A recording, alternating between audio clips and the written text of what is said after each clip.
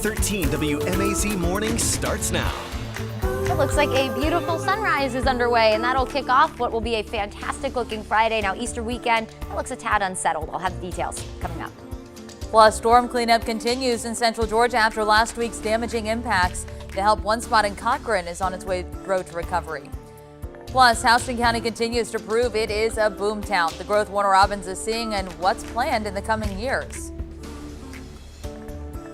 And next, we are taking you inside the Gravedigger monster truck. I love it. Thank you, DJ. Good morning. Hopefully that got you up and going this morning. You're looking live over a beautiful start to the sunrise down in downtown Macon. Time is 6:31 on this Friday, April 15th. I'm Caitlin Heck.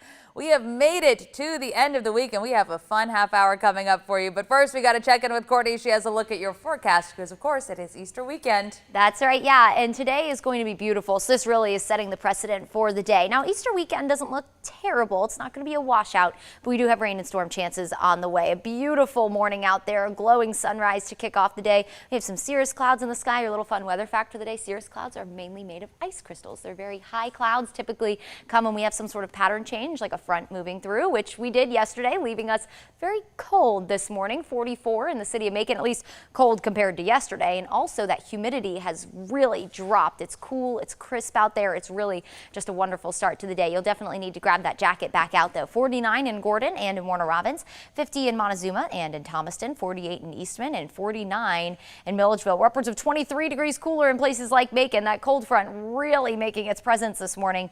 Through the day though, lots of sunshine. It'll also be quite breezy today. Low 70s by your lunch hour, and we'll top out near 80 degrees today. Now tomorrow, we do start to introduce rain and storms back to the forecast. Maybe an isolated severe storm. I'll time out all the rain through the weekend.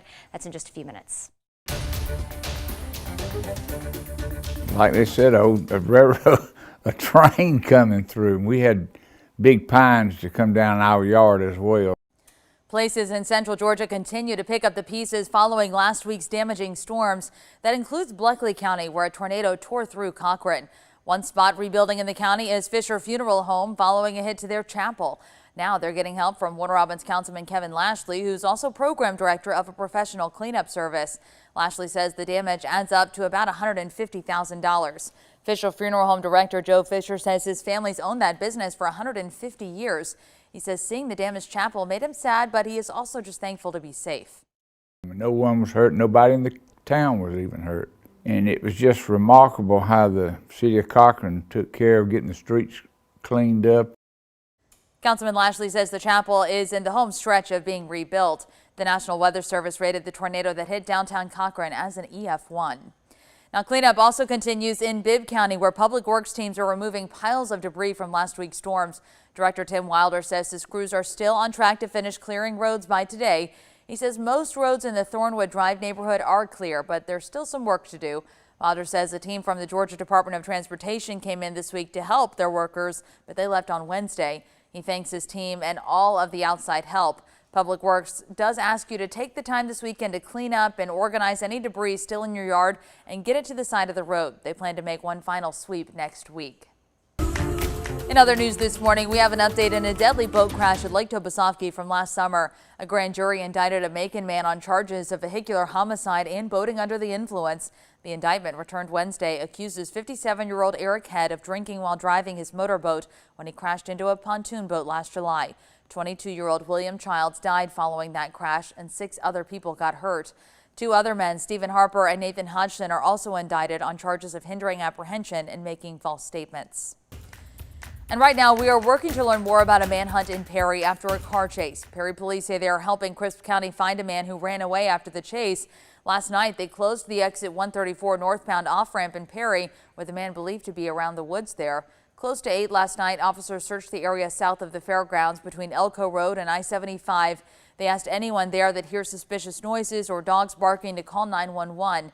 We have not gotten an update from the Perry Police Department since around 8 last night. We'll keep you updated on air and online when we learn more. Time is 6:35. Now to news from across the state. Tomorrow, a state of emergency goes into effect related to addressing supply chain disruptions in the Peach State. The executive order from Governor Brian Kemp prohibits price gouging related to goods and services needed to respond to the state of emergency. That includes motor and diesel fuel. The order also suspends rules that limit the hours commercial drivers can work. However, it says drivers should not operate their vehicle if they're sick or tired. The state of emergency order starts tomorrow and will end about a month later unless it is renewed. And governor candidate Stacey Abrams will not be able to immediately begin raising and spending unlimited campaign funds under a new state law. A federal judge made that ruling yesterday because Abrams is not her party's official nominee yet. Abrams and her One Georgia committee filed a lawsuit last month challenging the new law. It allows certain top elected officials and party nominees to create leadership committees that can raise campaign funds without limits. Abrams has no challengers in the May 24th Democratic primary. Officials in Georgia County say they're moving ahead with plans to build a launch pad for commercial rockets. This comes about a month after people in coastal Camden County voted to stop the project. Yesterday, commissioners there said they've approved buying 4,000 acres for the proposed spaceport Camden. This comes as they're asking the Georgia Supreme Court to declare the referendum vote last month invalid. The county spent a decade and more than $10 million pursuing the spaceport, promising economic growth by sending satellites into orbit. Critics argue the project has serious safety and environmental risks. Well, soon you will see even more homes and retail stores in Warner Robins. It comes as the international city just keeps growing. Central Georgia's boomtown expects 500 new single-family homes to be done by the end of this year. And by the end of 2025, Warner Robins expects to see a 47% increase in multifamily availability. Right now, the city has 7,700 multifamily homes, but in the next 3 years, the city's Community and Economic Development Director says Warner Robins will have 3,300 new multipurpose homes like duplexes and apartments. The city is also projecting just over a 6% growth rate for commercial and retail opportunities over the next 5 years. A $200,000 grant will now help students get back on their feet by returning to the classroom. Central Georgia Technical College got the money from an anonymous donor, and it will help former incarcerated students get back to school. Jaquez George is a student at the school and says he's thankful that the college gave him a second chance.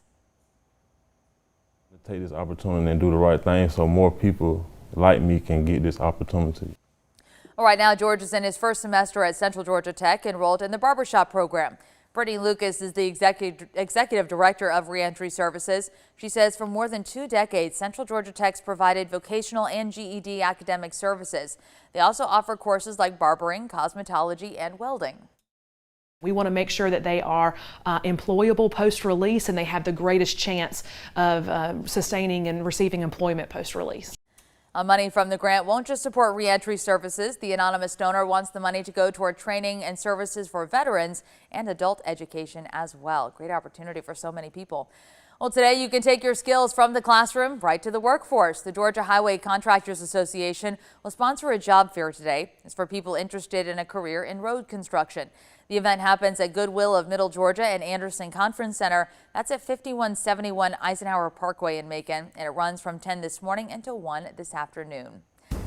The time is now 6:39. So much happening this weekend with all of the Easter festivities, but you might want to hunt for an umbrella or a raincoat. That's right. Yeah, just have it handy just in case. And it's not going to be a washout of a weekend. I know lots of you probably trying to plan those Easter egg hunts and Easter lunches and all of the events this weekend. So we're going to give you the forecast first. We have all been enjoying watching this sky cam this morning so much because there's a dog show going on at the fairgrounds. And we did see that we can see the little dock dive competition set up from our sky cam, so you better believe we are going to be watching that through the day today. Caitlin and I said our productivity level just went down several points. We love this one right here. This little husky guy, his tail has been going all morning. Look how happy he is. That's just a happy dog. And then all of these ones over here that have been playing all morning. This has been so fun to watch.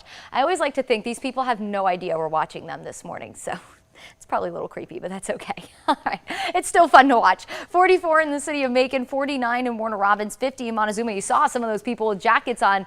You're definitely going to need it this morning. 45 in Forsyth, 55 in Dublin, and 48 in Eastman. We are going to be nice and dry today. We have high pressure to thank for that. We'll also be breezy as high pressure battles our cold front that is leaving us cooler this morning. So do expect wind gusts 20 to 25. We do have another front that's up towards the Kansas City area that will move through as we head into the weekend, and we will have an essentially burst of energy out ahead of it that will bring us rain and storms for Saturday. Today, though, with high pressure dominating the forecast quite briefly, we'll have a lot of sunshine with temperatures climbing near 80 degrees. Overall, it's going to be a beautiful Friday. Get out and enjoy it. Now, tonight, we do have Monster Jam. Our morning reporter, TJ Anthony, he's going to be live from there in just a few minutes. You're definitely going to want to stick around for that. If you're planning on heading to it, 6:30, gates open, lots of sunshine, temperatures near 80. The event kicks off at 7:30. I'm sure most of you will probably be inside by then, but nonetheless, temperatures in the low 70s at that point. And then as we head into the later evening, so as you make your way out from the event later tonight, temperatures will be in the mid to upper 60s and will be nice and dry. Tomorrow, we will watch for maybe an isolated strong to severe storm. So again, we will change our story quite quickly as we head into Easter weekend weather-wise. Gusty wind and heavy rain is primarily what we're going to be looking for, maybe some small hail. We'll open up our window of opportunity around 9 a.m. for severe storms. Very isolated chance. So here's 10 o'clock, more widespread rain. There's lots of events going on tomorrow. Of course, Easter egg hunts. I know Dickey Farms has our strawberry festival that starts tomorrow morning at 10. Good news is, by the time we head past the lunch hour, we look much better. So the second half of the day looks great. Here comes our cold front Sunday morning. If you're heading to the sunrise service on Sunday, Easter services on Sunday morning, anytime looks great. Easter lunch, Easter egg hunts through the lunch hour, everything looks fine. It won't be until the later evening come dinner time where we'll start to introduce rain and storms back to the forecast. So Saturday morning, that's when we look for our rain chance, and then Sunday evening for Easter, that's when we'll look for our rain chance. Kind of flip-flops both days. Either way, not a washout, like I said. Definitely can work around your Easter plans with the forecast. And then as we head into Monday, we'll keep another rain and storm chance, but we're finally cooler. We'll head from the 80s to the low 70s come Tuesday, and we'll stay dry Tuesday through Thursday of next week.